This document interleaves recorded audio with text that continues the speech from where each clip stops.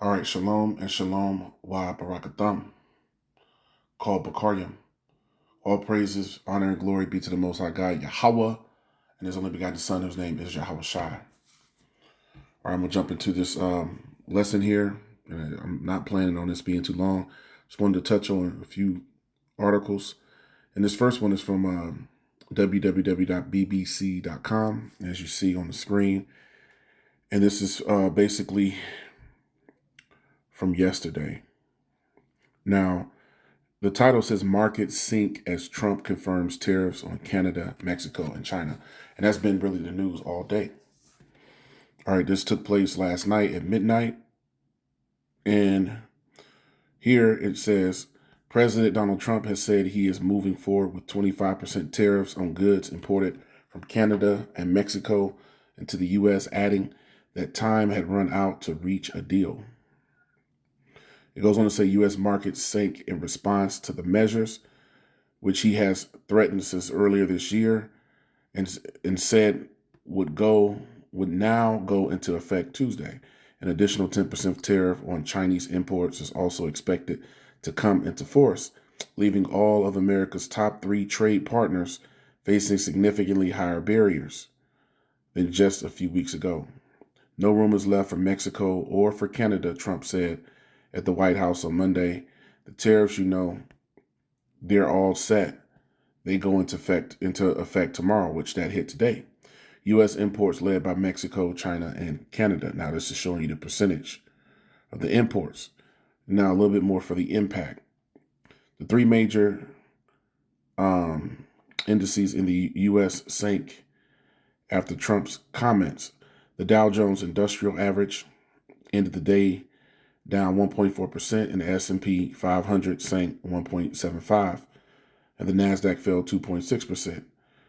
Prime Minister Justin Trudeau responded, Canada will not let this unjustified decision go unanswered. And I watched that interview with Prime Minister Trudeau, and he said, look, this is going to be pain. I'm speaking to the American people. There's going to be a lot of pain that's going to come from this, because there's so many goods that come from Canada into America, also energy. So this is going to have, a significant effect on the American economy, ultimately the world economy. Now, I don't want to get all these numbers and things like that, but the same thing with Mexico. The president there made a statement,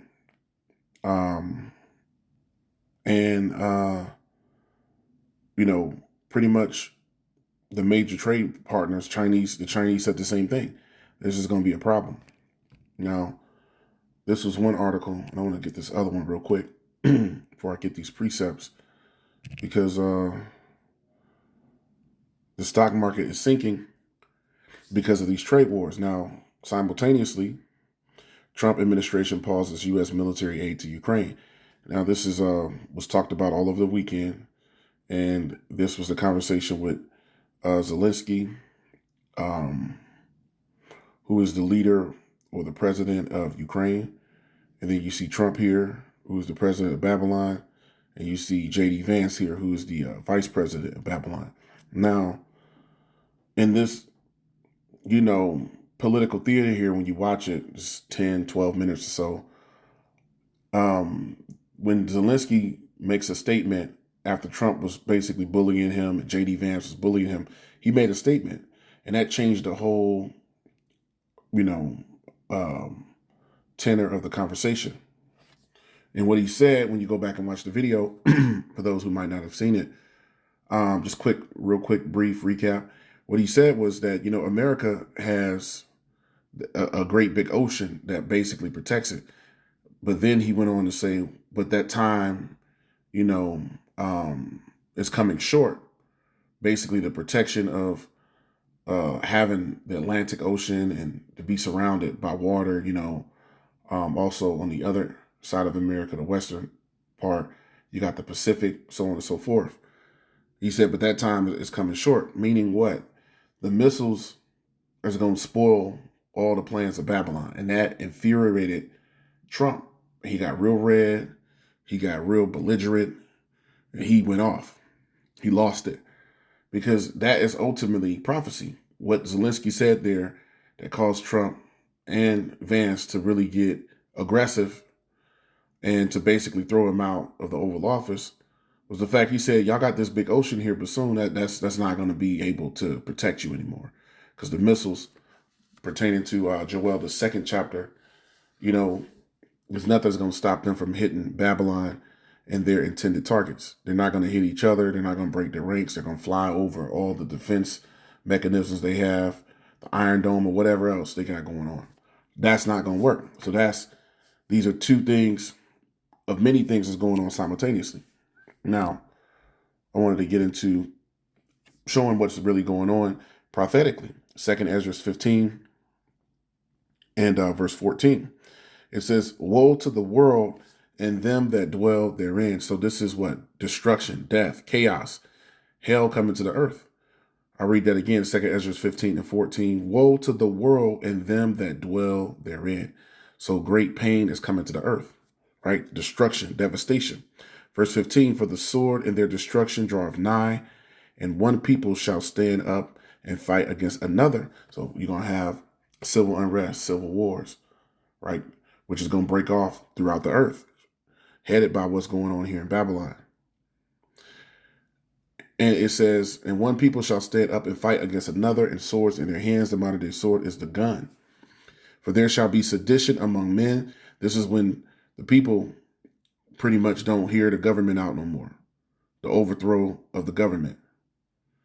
There shall be sedition among men, and invading one another. They shall not regard their kings nor princes. These would be the rulers, the prime ministers, the presidents, the chancellors. These different names are known today how, a ruler or a king of a nation, basically, whether it's a man or a woman, right? It says, they shall not regard their kings nor princes, and the course of their actions shall stand in their power. So now it's going to be taken to the streets worldwide. Headlined by here in Babylon the Great, America. So this is what's coming. Verse 17, a man shall desire to go into a city and shall not be able, because they're going to have to shut off the cities to keep the flow of people and goods, and gangs and things like that to try to suppress that. They're going to come in with the National Guard, so on and so forth. Like this Day Zero series that's on Netflix, which the brother Yahweh made me privy to it, is really good because it kind of foreshadows what's coming as far as Jacob's trouble is concerned. Verse 18, for because of their pride, the city shall be troubled, the houses shall be destroyed, and men shall be afraid. It said because of their pride. So pride, the scriptures tell us, will bring a man low. So let's show that because of pride. This is Isaiah 13. So what we see going on with these trade wars, a lot of it is centered around the pride of America, the pride of Babylon, the pride of America. And they also are broke. That's why they don't want to send aid anymore to Zelensky. They wanted to make a deal and get minerals and get certain resources from Ukraine. And that was never a part of the plan or the deal initially with Biden. So Trump comes in and he's trying to do something different. And Zelensky's like, well, I'm just going to go up to the European Union and deal with them. So now you can see the bees hating the whore and burning her with fire. You can see the elements of the different, prophetic things that were said that will happen here in the last days for those that are actually watching these things, those that are privy to knowing what to look for and knowing what time we are in. So because of pride, right? Because of pride, the cities are going to be destroyed and wasted. Isaiah 13 and verse 11, and I will punish the world for their evil and the wicked for their iniquity, and I will cause the arrogancy of the proud to cease. And who's the most proud? Esau, Edom, America, Babylon the Great. And I will lay low the haughtiness of the terrible. So the Most High is going to bring down all pride. He's going to bring down all pride. And that's been really the whole, thing of it when it comes to why Babylon the Great is going to be judged, because this is a proud nation, a proud people, right? They promote nothing but wickedness, because that's what pride is. When you begin to depart from your maker, now you are the Most High. You thinking that you think that your technology and your science and scientific discoveries and pseudoscience is what it really is. You think that that makes you the Most High here on the earth. Like you really like that, right? But the Most High said He's gonna bring you down and show you that you really not like that. You're really not what you think you are, because that's pride that would make you think that you really are the Most High, right? And that your rule ain't gonna never come to an end. It's another issue. Is Esau Edom don't believe his rule is gonna come to an end. He could see his end, his demise at hand, but he ain't gonna just let it go, right?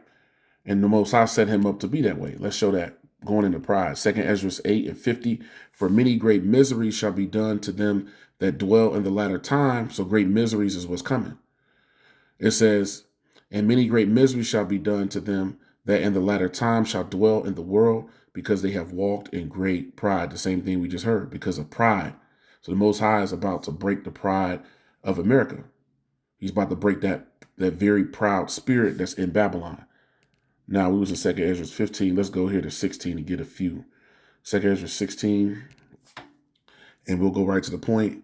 2nd Ezra 16 and 17. Woe is me, who will deliver me in those days? Ezra is seeing the destruction, right? Realizing that, hey, the elect are the ones that's going to receive the promises to make it out of this hell, this storm that's coming, which is Jacob's trouble. 2nd Ezra 16 and 18, the beginning of sorrow. So what we're coming into is a time of great sorrow, great mourning. And great mournings, the beginning of famine and great death. So famine is going to bring great death upon the earth, right? That's the lack of food, we know, the lack of water and basic resources. The beginning of wars, and we're seeing that going on with the trade wars, but also with World War III. And the power shall stand in fear. Those are the people that are ruling on the earth. The beginning of evils, and what shall I do when these evils shall come? So what is going to be the plan of action for the people on the earth? What are they going to do to actually try to stave this off? Because the elect are going to be protected by the hand of the Most High God, Yahweh, and his son, Yahushua, who soon to return and deliver the remnant. Verse 19, behold, famine and plague, tribulation and anguish are set as scourges for amendment. So the Most High is about to bring the pain to the earth, and he has to, because he made a promise that he would. But for all these things, they shall not turn away from their wickedness, nor be always mindful of the scourges. So they ain't going to care. That's how proud Esau is, right? He's going to continue to just be the no limit demon that he is. Verse 21, behold, victuals, which are goods, shall be so good cheap upon the earth. And right now, a lot of people, couldn't see, simple goods being, 100 times more than what they are. Something as simple as a 2-pound pack of ground beef, something that's $4 or $5 being $50. That's going to cause a panic. It's going to cause panic buying and rioting and looting. That's what's going to come from that. But that's what the scriptures is telling us. Behold, victuals shall be so good cheap upon earth that they shall think themselves to be in a good case, because the average Israelite today in person today don't think that this is going to happen. And even then shall evils grow upon the earth. It's going to get worse and worse. These are those birth pains, also known as what we just read, beginning of sorrows. And even then shall evils grow upon earth, sword, famine, and great confusion. For many of them that dwell upon the earth, this is what's coming now, shall perish of famine. And the other that escape the hunger shall the sword destroy.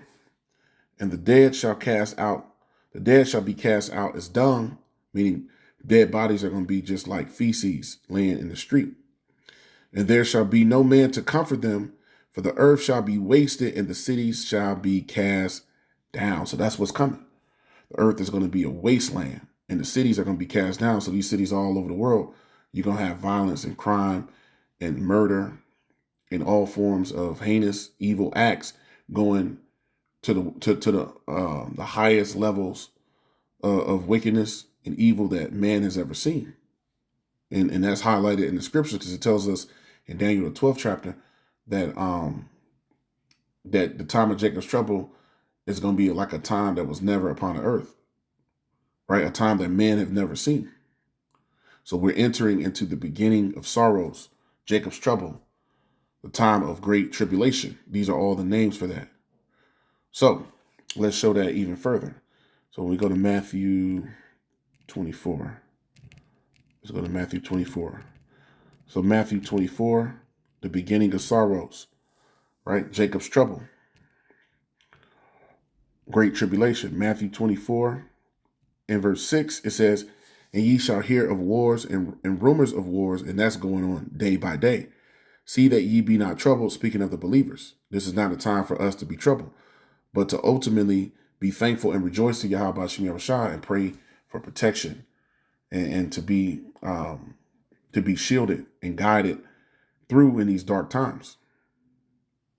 See that ye be not troubled, for all these things must come to pass, but the end is not yet. So we're getting close, right? Verse 7, for nation shall rise against nation, and we're witnessing that, and kingdom against kingdom, and there shall be famines and pestilences and earthquakes in diverse places, and all these things are going on, right? All the time. Verse 8, that's how we know we're in the last days. All these are the beginning of sorrow. So all this is the time of Jacob's trouble. That's in Daniel 12 and 1, Jeremiah 30 and 7. These are those times the Most High promised will come here in the last days. Now let's go down. Let's go down. Yahushua is making it clear, Matthew 24 and 12, and because iniquity shall abound, that's sin, the love of many shall wax cold. Men ain't going to care about nothing but what? Money and pleasing themselves. That's the time we're already currently in. So we know we can see that, right? Because iniquity. So how much more when sin and wickedness go to a whole nother level? When that is, 5,000% greater in these cities. Murder, rape, or grape, robbery, looting, all of these things. So all that's about to go to another level, along with famine, right? The lack of resources. So all these things are coming.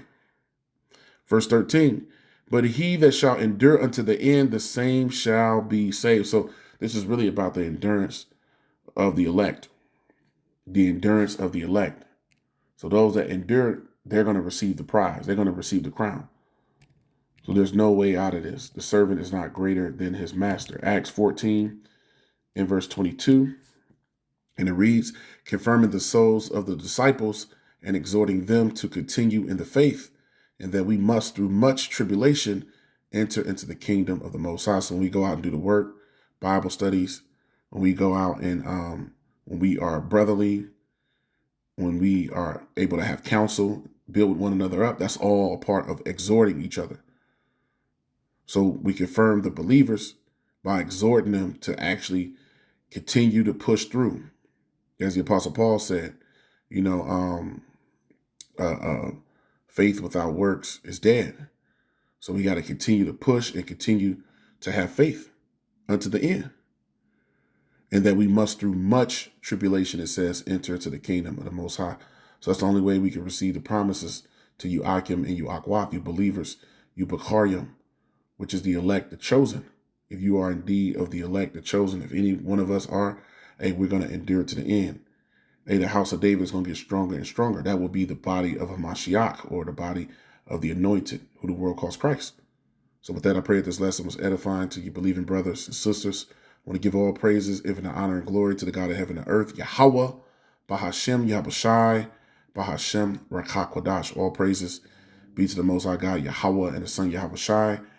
Honors be to the elect elders of the nation of Israel, Barak Yamlah, Habayath, Madabada. Blessings to the house of David, which you brothers laboring day in and day out, giving all diligence, making your calling and election sure. And to the Akim wa Akwath, brothers and sisters that also listen and believe on the glorious gospel that's being preached throughout the four corners of the earth. Unto you, I say shalom, shalom, and barakatham.